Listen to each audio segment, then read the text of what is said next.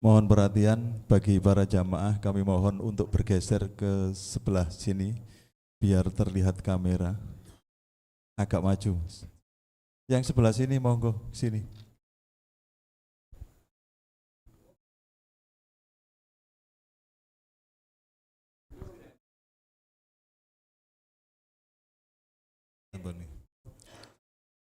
Assalamualaikum warahmatullahi wabarakatuh. Bismillahirrahmanirrahim. Alhamdulillahirabbil alamin. Wa bihi nasta'inu ala umurid dunya waddin. Wassalatu wassalamu ala sayyidil mursalin sayyidina wa maulana Muhammadin wa ala alihi wa sahbihi ajmain. Amma ba'du. Hadratul muhtaramin yang kami hormati, Ustadz Husni Mubarak,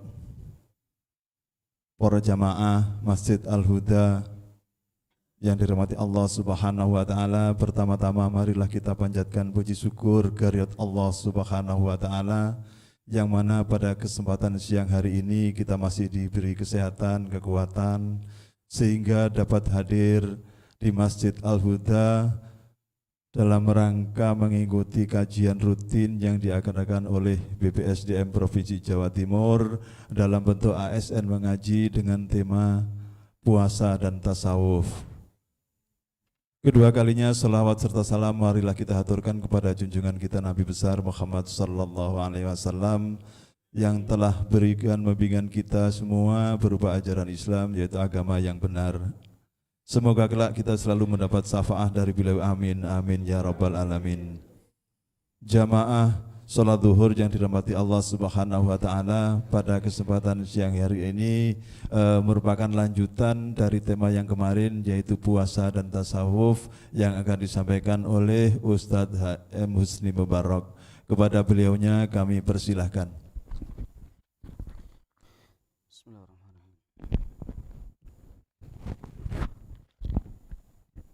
Assalamualaikum warahmatullahi wabarakatuh.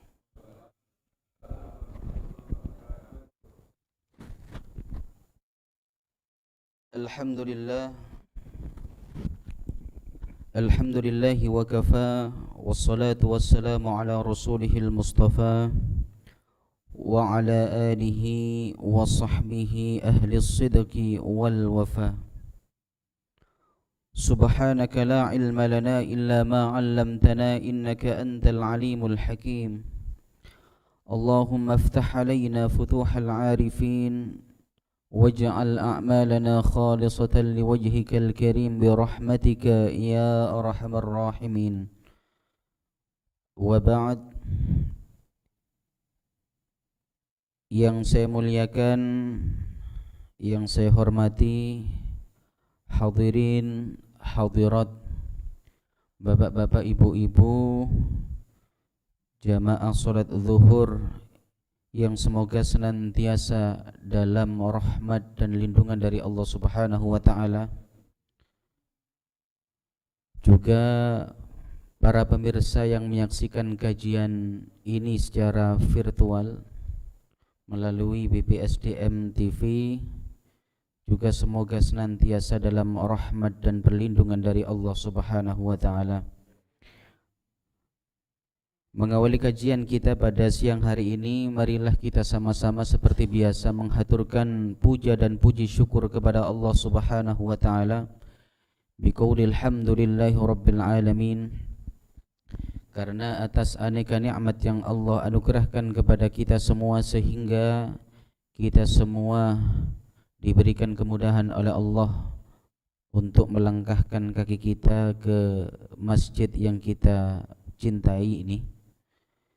Dan juga kita bersyukur kepada Allah Subhanahu wa taala bahwa Allah masih memberikan kepada kita amanah usia sehingga kita semua kembali dipertemukan dengan bulan suci Ramadan di tahun ini.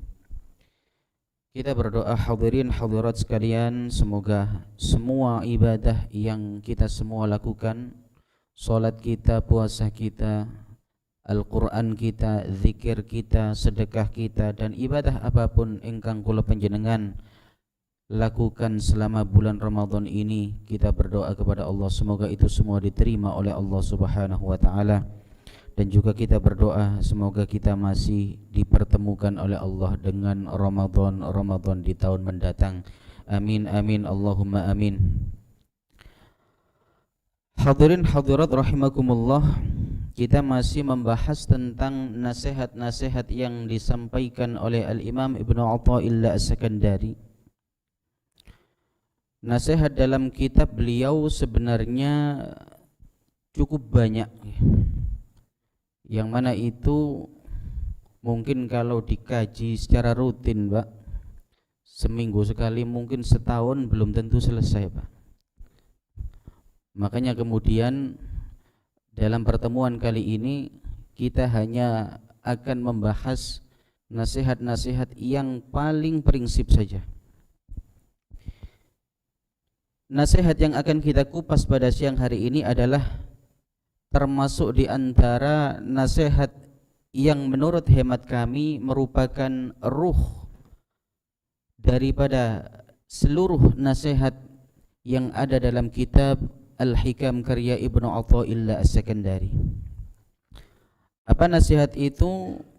Dalam salah satu bait hikamnya Al-Imam Ibnu Athaillah memberikan dua nasihat yang sangat penting kepada kula panjenengan, kepada kita para pendamba-pendamba jalan menuju Allah Subhanahu wa taala, kepada kita para pendamba-pendamba ridha Allah Subhanahu wa taala.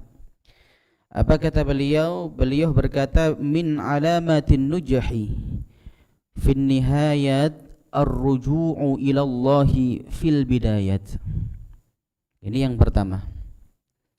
Nasihat yang kedua adalah man asyraqat bidayatuhu asyraqat nihayatuh.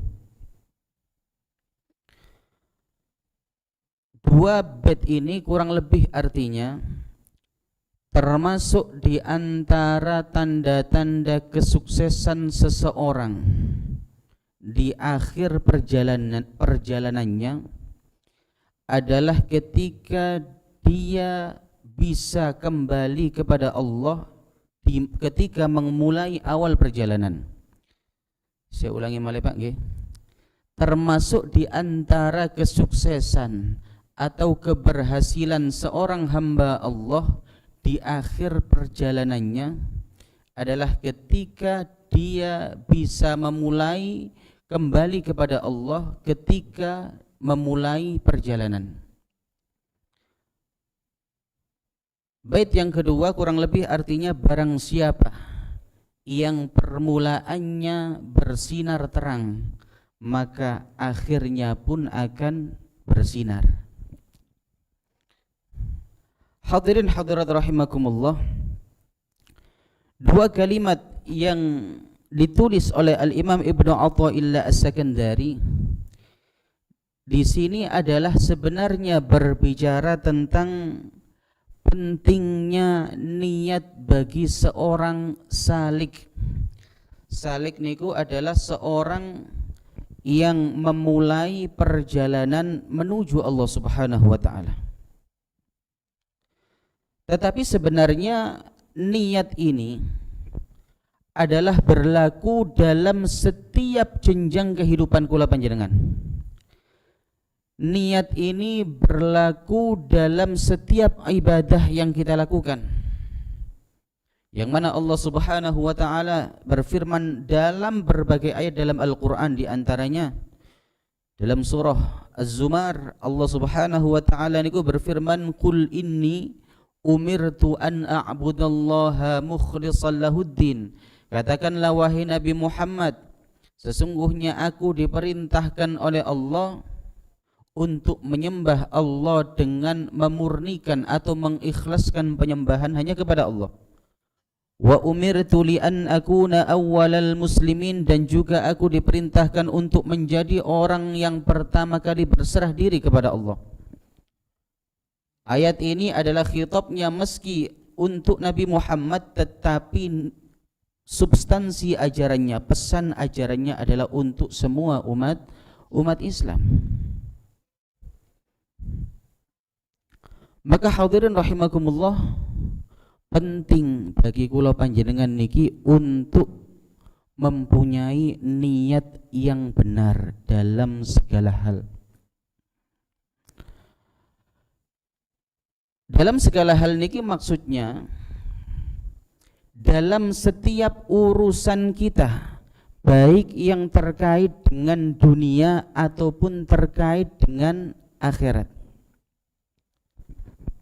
Banyak di antara kita ketika ditanya apa itu aktivitas akhirat, biasanya kula panjenengan iki jawaban apa, Pak? Aktivitas akhirat niku salat nggih.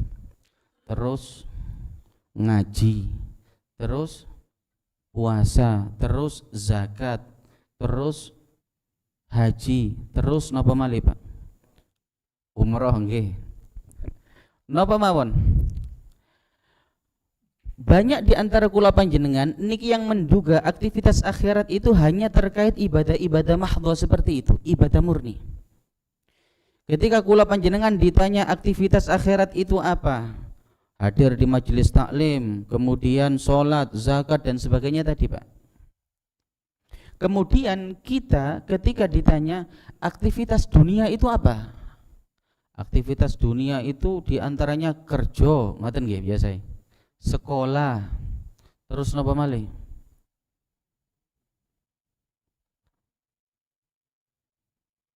Bepergian, rekreasi atau bahasane lare sakniki niku healing.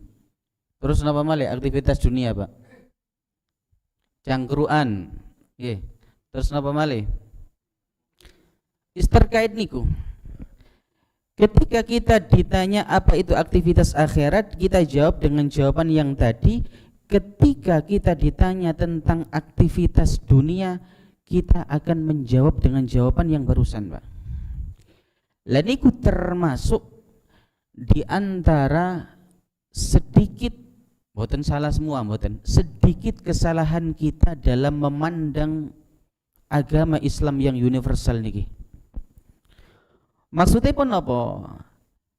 Al-Allama Asy-Syahid Asy-Syaikh Sa'id Ramadhan Al-Buti, seorang pakar tasawuf besar, niku ketika beliau ditanya mana yang disebut aktivitas dunia, mana yang disebut aktivitas akhirat, apa jawaban beliau? Aktivitas dunia dan aktivitas akhirat itu dinilai, ditentukan berdasarkan niatnya. Contohnya kula ngeten iki, Pak, nggih. Kula ngaji koyoke aktivitas akhirat, tapi nggih belum tentu. Kalau kemudian niat kula niki ngaji krana pengen toleh amplop seumpama, Pak, seumpama, maka aktivitas kula niki akan menjadi aktivitas dunia. Sama dengan kula panjenengan sedekah atau kita menunaikan umroh atau haji, atau kula panjenengan membaca Al-Qur'an, kalau niat kita karena dunia, maka itu akan menjadi aktivitas dunia. Tetapi sebaliknya, aktivitas akhirat itu adalah aktivitas apapun yang itu diniatkan karena Allah Subhanahu wa taala, meskipun secara zahir niku tampak seperti aktivitas dunia. Contohnya napa kula panjenengan iki kerja, nggih. Kerja niku kan koyo aktivitas dunia, Pak. Kalau kita tidak niat apa-apa, kerja hanya tolek cek isok mangan, kerja hanya agar cek gak diseneni bojone, sebab nek mboten setoran ke akhir bulan biasane ono sing merengut tenggeriya biasa, Pak. Nek niat kula panjenengan nggih ngoten niku, maka itu akan menjadi aktivitas dunia, Pak. Tapi coba ketika panjenengan, kula panjenengan meniatkan kerja kita, diniatkan yang pertama adalah karena ibadah kepada Allah. Loh, Ustaz, kerja niku kok saged dinilai ibadah? Nggih. Karena kenapa? Allah memerintahkan kula panjenengan iki kerja untuk memberikan nafkah kepada keluarga. Ketika kita niat dalam bekerja adalah untuk melaksanakan perintah Allah, maka itu ibadah.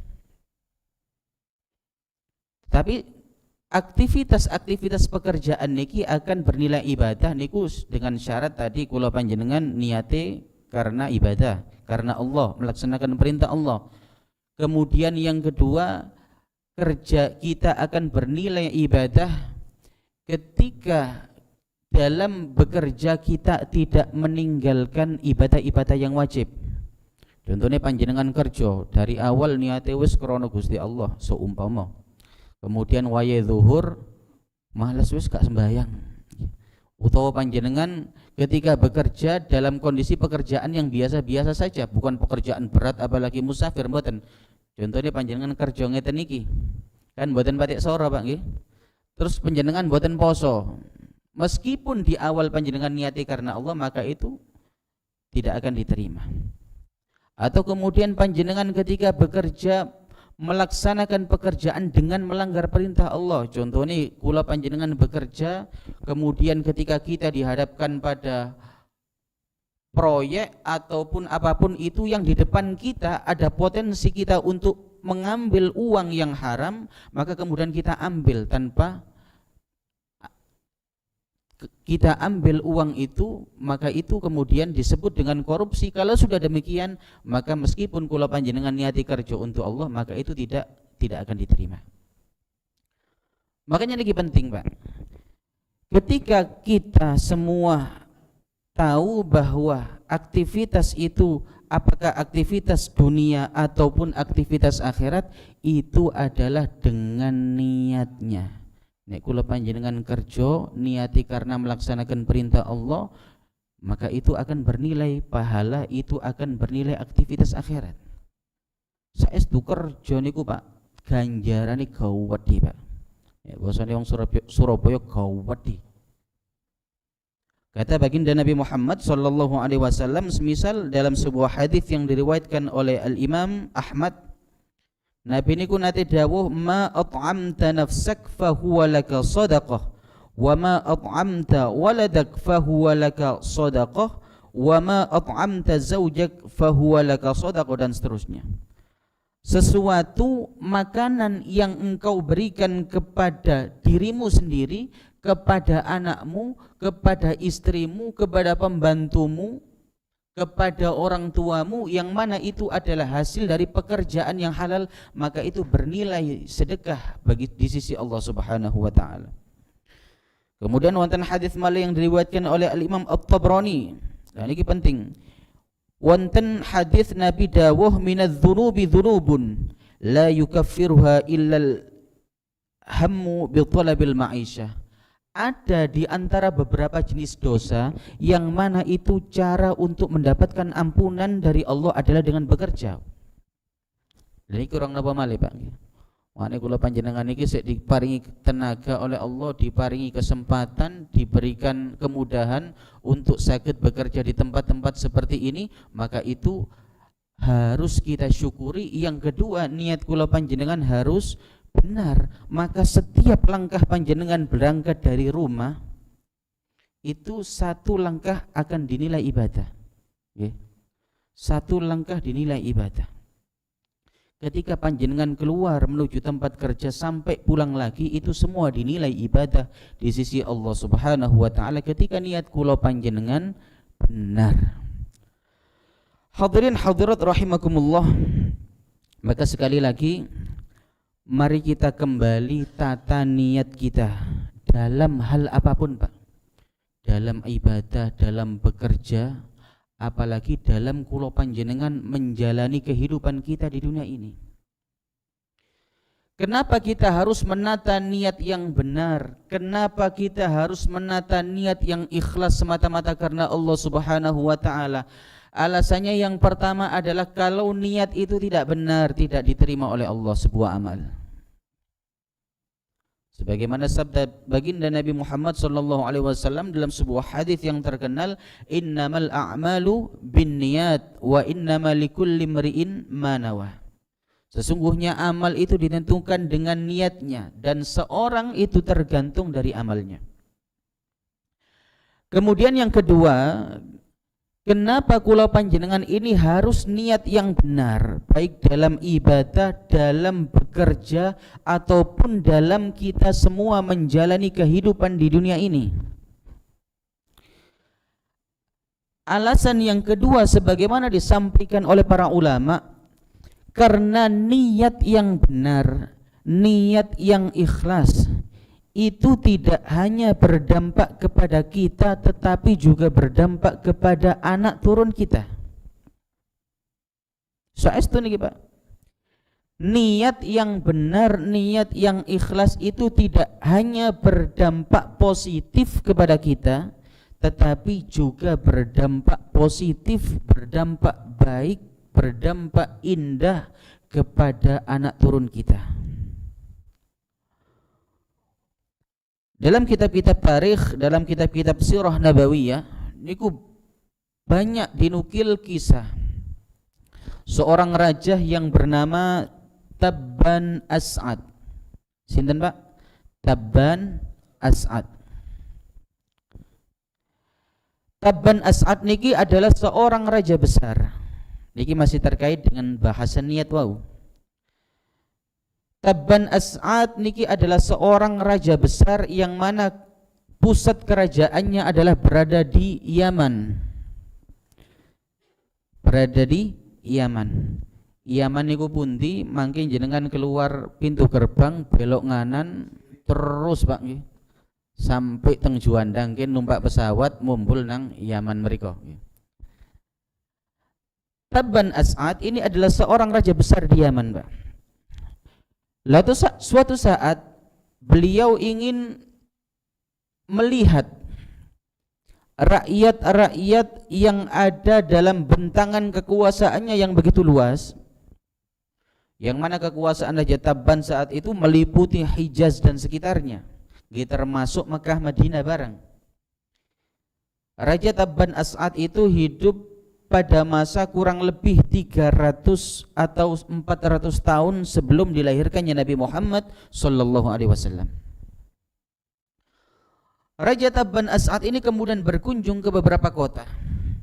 Di kota yang pertama, beliau dengan ditemani para menteri-menterinya, dengan ditemani para ajudan-ajudannya, dengan ditemani para penasihat-penasihatnya, yang mana penasihat beliau itu juga sebagian besar berasal dari kalangan ahli kitab.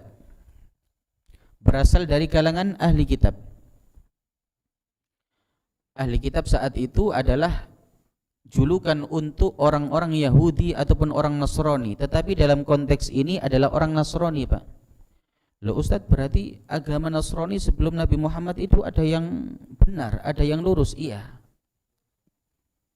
Karena saat itu ketika Nabi Isa alaihissalatu wassalam itu telah diutus kemudian diangkat oleh Allah ke langit, maka Nasrani itu terpecah menjadi banyak sekte, Pak. Ada satu sekte yang masih menganggap bahwa Nabi Isa itu hanyalah seorang nabi dan rasul saja. Tetapi agama Nasrani ini adalah ajarannya sampai ketika Nabi Muhammad sallallahu alaihi wasallam diutus, maka ajaran agama Nasrani itu sudah dianggap kadaluarsa dan harus, kalau orang ingin disebut beriman, harus mengikrarkan 2 kalimat syahadat dan bersaksi akan keislamannya kepada Allah, kepada Nabi Muhammad sallallahu alaihi wasallam. Jadi saat itu mereka masih disebut sebagai orang beriman. Suatu saat Raja Tabban As'ad ini berkunjung ke beberapa kota. Di kota yang pertama, beliau disambut karena beliau niku raja. Lazimnya seorang pejabat niku nek berkunjung ke bawahan-bawahannya mesti kan dimuliakan, Pak. Bukan hanya rojo, direktur perusahaan atau bupati, camat, atau pimpinan kantor dan sebagainya, kalau berkunjung ke rumah bawahan-bawahan kan pasti dimuliakan, disambut, dimuliakan, dijamu dengan makanan-makanan yang terbaik. Demikian pula Raja Tabban As'ad al-Yamani saat itu. Beliau berkunjung di kota pertama niku dimuliakan dengan luar biasa. Setelah menginap beberapa hari di kota pertama, beliau kemudian berkunjung lagi ke kota lain yang masih dalam area kekuasaannya.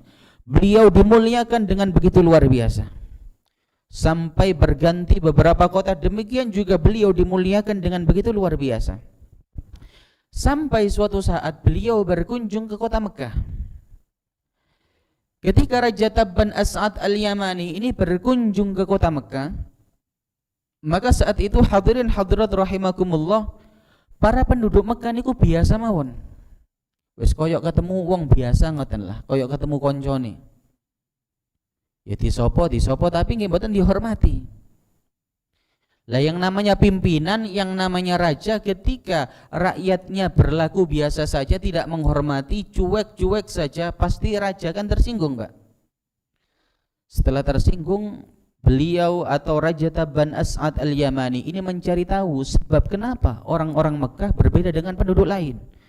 Kalau saya berkunjung ke kota A itu dimuliakan, kota B dimuliakan, sampai berganti-ganti kota, kecuali kota Mekah ini. Lalu setelah dicari informasinya, kemudian beliau mendapatkan jawaban. Kenapa Tuan Raja tidak dimuliakan di Mekah? Karena penduduk Mekah ini punya Ka'bah, dan mereka berprinsip bahwa mereka tidak akan memuliakan siapapun kecuali Ka'bah. Pun sampai ngeten sampai niki. Kemudian beliau, oh ternyata seperti itu. Karena kemudian beliau, dalam hati beliau ada kecemburuan. Kemudian dari peristiwa tersebut menimbulkan rasa marah, rasa mangkel di hati Raja Tabban As'ad. Kemudian beliau berniat, niki masih niat, belum diucapkan. Beliau berniat dalam hati, beberapa hari lagi aku akan menghancurkan Ka'bah, agar orang-orang Mekah kalau Ka'bah sudah hancur, maka mereka akan beralih menghormatiku. Niki masih berupa niat, Pak. Hadirin hadirat rahimakumullah, setelah beliau berniat pada malam itu, esoknya Allah Subhanahu wa taala kemudian memberikan beliau sakit keras. Sampai beberapa hari beliau tidak bisa berjalan. Beliau yang namanya raja tentu mengambil tabib atau dokter-dokter yang terbaik yang mampu beliau bayar, yang mampu beliau datangkan. Dokter dari berbagai wilayah, tabib dari berbagai wilayah beliau datangkan, ternyata tidak bisa sembuh. Lah ternyata wonten satu dokter, yang mana satu dokter ini tidak hanya dokter saja, beliau juga sebagai seorang ulama, sebagai seorang ahli kitab.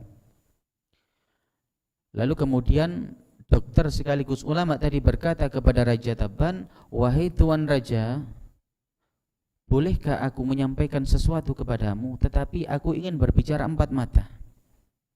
Oh baik. Kalau setelah itu kemudian ajudan-ajudan beliau yang ada di kamar beliau disuruh keluar dan beliau berbicara empat mata. Wahai Tuan Raja, sungguh penyakitmu ini bukan penyakit biasa, tapi merupakan azab dari Allah Subhanahu wa taala, karena engkau telah melakukan sesuatu yang itu sangat buruk nilainya di sisi Allah Subhanahu wa taala. Lalu kemudian raja tersadar. Setelah raja tersadar, kemudian beliau cerita, engkau betul wahai Tuan tabib, sesungguhnya beberapa hari lalu aku niat untuk menghancurkan Ka'bah, karena saat itu aku tersinggung dengan perlakuan para penduduk Mekah yang mana mereka tidak menghormatiku sama sekali. Setelah kemudian beliau tahu bahwa sakit beliau itu ditimpahkan oleh Allah karena niat yang salah tadi, Pak. Lalu kemudian beliau bertaubat kepada Allah Subhanahu wa taala. Beliau bertaubat kepada Allah, beristighfar kepada Allah Subhanahu wa taala, dan kemudian niatnya berubah. Bahwa mulai detik itu beliau akan menjadi orang yang memuliakan Ka'bah, mengagungkan Ka'bah. Tidak hanya itu, beliau bernazar akan memberikan kiswah terbaik, kiswah atau penutup Ka'bah yang diambil dari kain terbaik dan paling mahal di zaman itu. Lalu kemudian beliau menunaikan janjinya, menunaikan nadarnya Bapak Ibu sekalian. Maka dalam sejarah orang pertama yang memberikan kiswah kepada Ka'bah, kiswah niku penutup Pak sing warna ireng niku Pak nggih. Itu adalah Raja Tabban As'ad Al-Yamani. Setelah menetap di Mekah beberapa hari, kemudian beliau memutuskan pulang. Tetapi sebelum pulang, beliau memilih berkunjung ke kota Yathrib. Kota Yathrib niku sekarang bernama Madinah Pak. Dulu namanya Yathrib. Dan kemudian ketika Nabi hijrah, nama tersebut dirubah oleh Nabi menjadi Madinah Al-Munawwarah. Raja Tabban As'ad Al-Yamani ini kemudian berkunjung ke Madinah. Setelah berkunjung ke Madinah beberapa hari, beliau kemudian mengumumkan kepada para pengikut-pengikutnya, para pejabat-pejabatnya yang ikut dalam rombongan perjalanan, bahwa besok kita semua akan pulang kembali ke kampung halaman kita, yakni di kota Yaman. Lalu hadirin hadirat rahimakumullah, pada malam itu kemudian ada beberapa orang, yang mana orang itu adalah termasuk dari rombongan perjalanan Raja Tabban As'ad Al-Yamani. Beberapa orang itu terdiri daripada ulama-ulama ahli kitab beliau. Kemudian mereka berkata kepada Raja Tabban As'ad, "Wahai Tuan Raja, sesungguhnya kami mohon maaf bahwa besok kami tidak bisa ikut bersamamu untuk kembali ke Yaman. Kami minta izin untuk tinggal di kota Yathrib ini." Lalu Raja kaget dan bertanya, "Kenapa kalian ingin tinggal di sini? Bukankah ketika kalian berada di kota Yaman, aku mencukupi seluruh kebutuhan kalian? Kalian menjadi orang-orang terdekatku sekaligus sebagai penasihatku. Kalau kalian ingin tinggal di sini, berikan kepadaku satu alasan yang masuk akal. Kalau alasan itu bisa aku terima, maka kalian akan aku izinkan tinggal di kota Yathrib ini," kata Raja Tabban. Lalu kemudian mereka, ulama-ulama ahli kitab tadi berkata, "Wahai Raja Tabban, sesungguhnya kami membaca dalam kitab-kitab kami bahwa di kota Yathrib ini nanti akan menjadi tempat tujuan hijrah Nabi akhir zaman Muhammad sallallahu alaihi wasallam. Kami ingin tinggal di sini agar kelak dari keturunan-keturunan kami itulah yang akan menyambut baginda Nabi Muhammad sallallahu alaihi wasallam dan yang akan menjadi sahabat-sahabat serta pembela-pembelanya." Lalu Raja Tabban tertegun, Pak. Setelah tertegun, beliau kemudian berkata, "Oh, begitu alasan kalian. Kalau begitu baiklah, aku akan mengizinkan kalian tinggal di sini agar nanti dari keturunan-keturunan kalian itulah yang akan menyambut baginda Nabi Muhammad sallallahu alaihi wasallam. Tetapi kemudian aku ingin titip suratku kepada kalian. Yang mana suratku ini tolong kalian kalau sudah mendekati akhir usia kalian, wasiatkan kepada anak kalian. Anak kalian wasiatkan kepada anaknya lagi wasiatkan kepada anaknya lagi, sampai surat ini sampai ke tangan Nabi akhir zaman tersebut." Lalu Raja Tabban As'ad Al-Yamani menulis sebuah surat yang diperuntukkan untuk baginda Nabi Muhammad sallallahu alaihi wasallam, Pak. Padahal Nabi masih lahir sekitar 400 tahun setelah itu. Apa yang ditulis Raja Tabban As'ad? Beliau berkata, "Dari Tabban hamba Allah, sesungguhnya wahai Nabi agung akhir zaman Muhammad sallallahu alaihi wasallam, seandainya," ini dalam surat Raja Tabban As'ad, Pak, "seandainya aku ditakdirkan saat engkau diutus oleh Allah sebagai seorang Rasul, seandainya aku hidup di zaman itu, seandainya aku hidup di masa itu, maka aku pasti akan menjadi sahabat dan pembela-pembelamu di jalan Allah subhanahu wa ta'ala." Lalu kemudian surat itu ditutup. Surat orang zaman dulu itu kan dari kulit, Pak, dari kulit yang keras itu bisa bertahan sampai ratusan tahun. Surat itu kemudian digulung, kemudian diikat, diberikan kepada pemimpin rombongan dari ahli kitab yang menjadi pengikut-pengikut dari Raja Tabban As'ad al-Yamani tadi. Setelah itu kemudian beliau pulang. Hari berganti dengan hari sampai berlalu bertahun-tahun, berpuluh-puluh tahun, beratus-ratus tahun, Pak.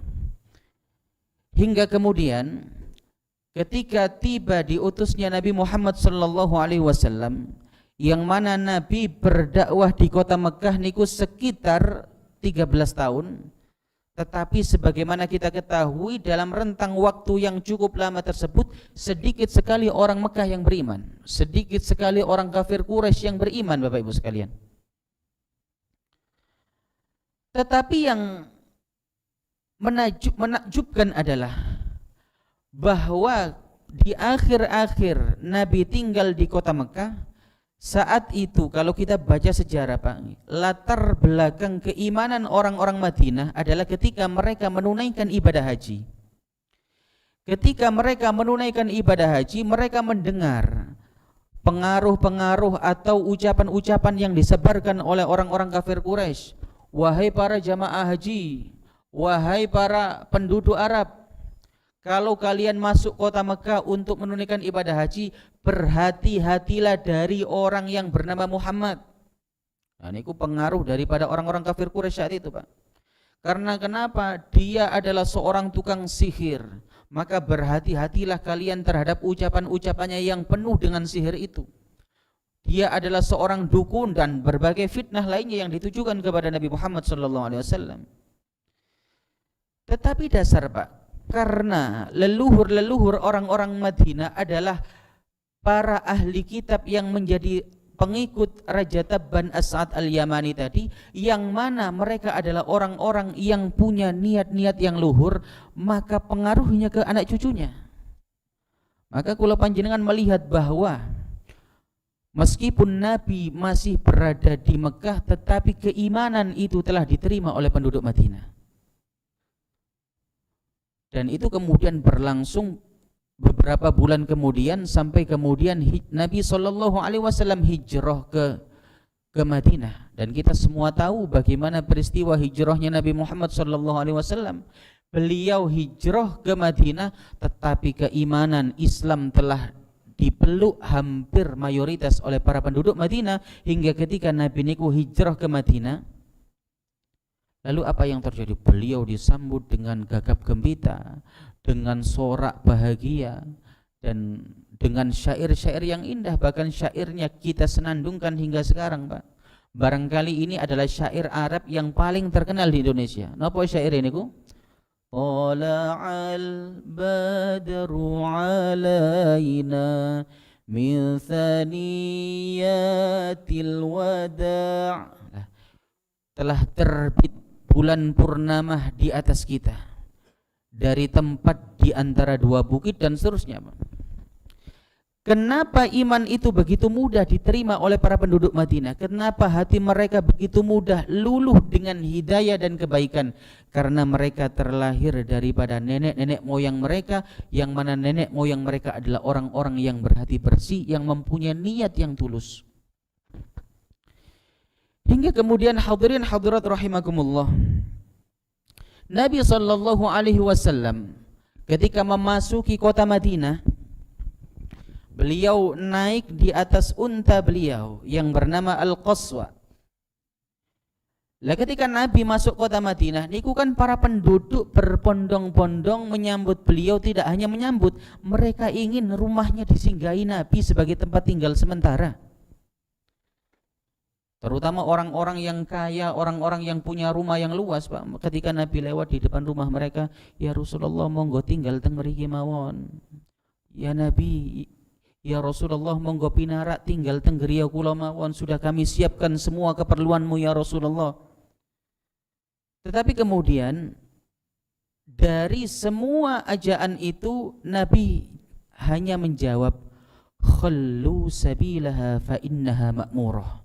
Biarkan unta ini berjalan semaunya, karena sesungguhnya dia diperintah oleh Allah, dia dituntun oleh Allah Subhanahu wa ta'ala. Dimanapun unta ini berdiri, maka itulah tempat yang dipilih oleh Allah Subhanahu wa ta'ala sebagai tempat kelahiranku. Hadirin, ini adalah unta, Pak. Bukan siapa untanya, bukan. Tetapi siapa orang yang berada di atas unta. Tidak lain adalah Nabi Muhammad sallallahu alaihi wasallam. Orang, Pak, kalau di hatinya ada Nabi, maka dia akan selalu dituntun oleh Allah. Dia akan tahu kapan waktunya saya berjalan, kapan saya belok, kapan saya harus bekerja, kapan saya harus beribadah. Ketika orang itu di hatinya ada Nabi Muhammad sallallahu alaihi wasallam, maka dia akan dituntun oleh Allah dalam seluruh urusannya. Termasuk Allah akan menolongnya agar dia terhindar dari kemaksiatan. Nek kula panjenengan kadang-kadang sik uripe sik mboten jelas, Pak, ngalor ngidul mboten jelas. Utawa kepingin tobat jatuh lagi, kepingin tobat jatuh lagi. Monggo kula panjenengan iki introspeksi, Pak. Apakah di hati kita cinta kepada Nabi Muhammad, keberadaan Nabi Muhammad itu ada atau tidak, atau seandainya ada, seberapa besar dalam hati kita mahabbah kepada Nabi Muhammad sallallahu alaihi wasallam. Hadirin, sampai kemudian unta itu berjalan. Unta itu kemudian berhenti di sebuah rumah, yang mana rumah itu adalah milik seorang sahabat yang bernama Abu Ayyub Al-Ansari. Dan barangkali berdasarkan informasi daripada ulama, kenapa rumah Abu Ayyub dipilih oleh Allah sebagai tempat singgahnya Nabi. Nabi tinggal di rumah Abu Ayyub niku mboten sehari 2 hari, Pak, tetapi 6 bulan sebelum rumah Nabi yang bergandengan dengan Masjid Nabawi itu selesai. Selama itu beliau tinggal di rumah Abu Ayyub Al-Ansari. Kenapa Abu Ayyub Al-Ansari dipilih oleh Allah mendapatkan kemuliaan dari Allah sebagai tempat tinggal Nabi rumahnya? Karena dalam hatinya ada kerendahan hati. Ketika orang-orang minta rumahnya disinggahi oleh Nabi demi gengsi, Abu Ayyub saat itu merasa, wes gak mungkin Nabi ikut singgah di rumah saya. Karena kenapa? Saya ini bukan orang kaya, rumah saya kecil, saya tidak pantas disinggahi oleh Nabi. Karena kerendahan hatinya itulah kemudian dia diangkat oleh Allah. Man tawadhu'a rafa'ahu Allah. Barang siapa yang tawadhu, hatinya merendahkan diri, maka Allah akan mengangkatnya. Wa man takabbara wada'ahu Allah.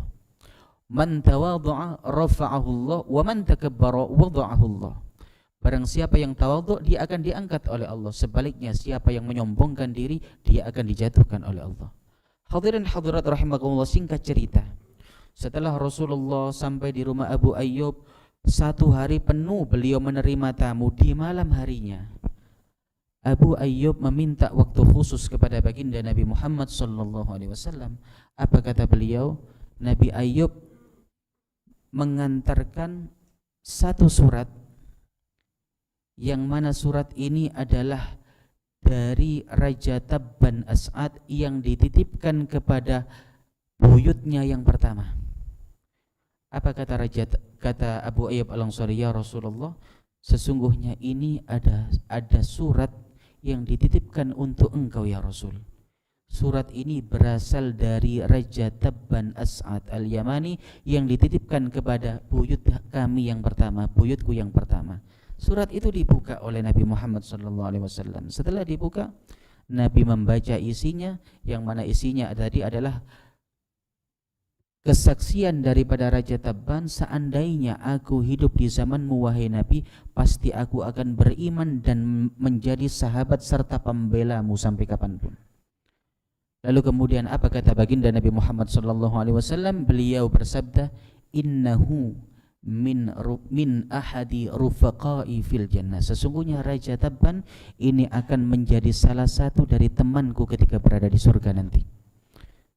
Hadirin hadirat rahimakumullah, itulah niat, Pak. Artinya niat itu tidak hanya penting untuk kula panjenengan, untuk kita amal ibadah kita diterima oleh Allah, iya kalau niat kita ikhlas. Tetapi niat niku pengaruhnya ke anak-anak kita. Maka nek kula panjenengan mungkin anak kita mboten nurut, sering melanggar perintah Allah, sering kemudian mungkin pernah membentak kita barangkali, Pak. Barangkali dulu ketika kula panjenengan niat sedari menikah atau sedari kemudian berkumpul dengan istri, napa niat kula panjenengan?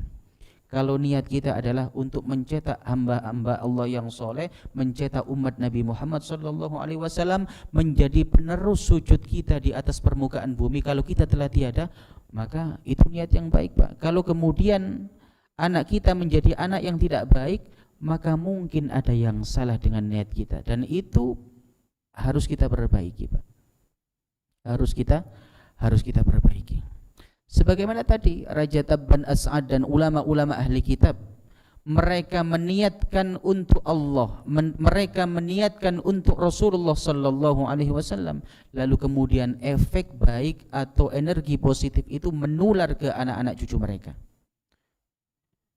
Loh Ustadz, kula niki kan mboten sae, barangkali orang-orang tua kula dulu sing mboten usah nyalakan sinten-sinten, Pak. Nek kula panjenengan merasa bahwa kita belum baik, maka marilah kebaikan itu kita mulai daripada diri kita. Karena kenapa? Dengan kebaikan itu kita mulai daripada diri kita, insya Allah ke depan anak-anak kita, cucu-cucu kita, dan keturunan-keturunan kita insya Allah menjadi orang yang dijaga oleh Allah Subhanahu wa ta'ala. Amin, amin, Allahumma amin. Ma'asyiral hadirin, bapak-bapak, ibu-ibu yang sangat saya muliakan, demikian sedikit kajian kitab Al-Hikam tentang 2 bait yang disampaikan oleh Al-Imam Ibnu Athaillah As-Sakandari. Tadi kita berdoa kepada Allah, semoga Allah Subhanahu wa ta'ala senantiasa membimbing kita semua, membimbing seluruh keluarga kita, membimbing semua orang-orang yang kita cintai, dan semoga Allah Subhanahu wa ta'ala memudahkan langkah kaki kita untuk menata niat, dan kelak kita ketika kita telah meninggalkan dunia ini, insyaallah kita berkumpul dengan baginda Nabi Muhammad sallallahu alaihi wasallam. Hadirin hadirat rahimakumullah, demikian yang bisa saya sampaikan. Mungkin sebelum kita tutup, apa ada yang ingin bertanya? Wonten, Pak? Baik, jika tidak ada, mari kita tutup kajian pada siang hari ini dengan berdoa kepada Allah. Semoga apa yang kita pelajari pada siang hari ini dapat kita fahami, tidak hanya dapat kita fahami, tetapi juga Allah mudahkan kepada kula panjenengan untuk mengamalkannya. Bagaimana hidup itu semestinya hanya untuk Allah dan Rasulnya. Bismillahirrahmanirrahim. Allahumma salli ala Sayyidina Muhammad wa ala alihi wa sahbihi wa barik wa sallim ajma'in. Allahumma a'inna ala dhikrika wa syukrika wa husni ibadatik. Allahumma a'inna ala dhikrika wa syukrika wa husni ibadatik.